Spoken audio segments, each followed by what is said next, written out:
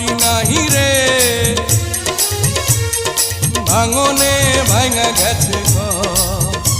আমার আপন বলতে আমি ছাড়া সবাই এখন পর। আমি জীবন্ত একটা লাশ, এটাই নতুন ইতিহাস। আমি জীবন্ত একটা লাশ, এটাই নতুন